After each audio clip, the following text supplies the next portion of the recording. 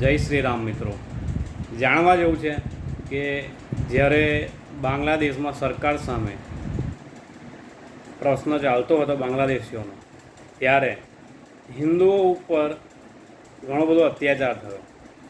હિન્દુઓને શોધીને મારવામાં આવ્યા, ભગાડવામાં આવ્યા. અને તમે જોશો તો ભારતની અંદર ઘણો બધો વિરોધ થયો કે હિન્દુઓને બચાવો, હિન્દુઓ જોડે આવું ના કરશો એની માટે. ત્યારે ઘણો બધો ભારત દેશમાં વિરોધ થયો. ઘણા બધા લોકો રસ્તાઓ ઉપર નીકળી ગયા, સેવ બાંગ્લાદેશી હિન્દુઝ કરીને. ત્યારે પછી લગભગ 10 કે 12 દિવસ સુધી એ ચાલ્યું. અને એ ચાલતા જોવાય છે કે આ પ્રભુત્વ બહુ વધી રહ્યું છે કે સેવ બાંગ્લાદેશી હિન્દુઝ.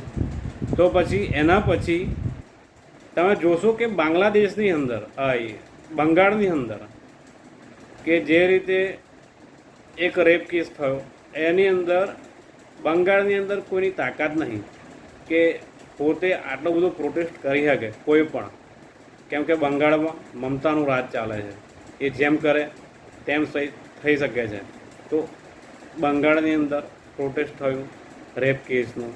શું એ શક્ય હતું કરવું કે જે રીતે બધાએ કર્યું? કેમ કે એ શક્ય જ નહોતું. કેમ કે બંગાળની અંદર મમતા જેમ કે એમ જ થઈ શકે છે. તો આટલું બધું પ્રોટેસ્ટ ત્યાં થયું કેમ કે જે બાંગ્લાદેશની અંદર હિન્દુઓ પર જે અત્યાચારો થતા હતા એના પરથી ભારતના હિન્દુઓનું મન ડાયવર્ટ થઈને જે કલકત્તા ઉપર આવી જાય, એના માટે આ થયું હોય એવું લાગે છે. પછી જ્યારે હવે હમણાં થોડા ટાઈમ પહેલાં જ જોઈએ તો બંગાળની અંદર મુર્શિદાબાદની અંદર હિન્દુઓને શોધીને મારવામાં આવે, શોધીને ભગાડવામાં આવે. ત્યાંથી ઘરોથી લોકોને ભાગવા માટે મજબૂર કરવામાં આવ્યા. અને એના પછી તમે જુઓ તો હમણાં જ થોડા દિવસો પહેલાં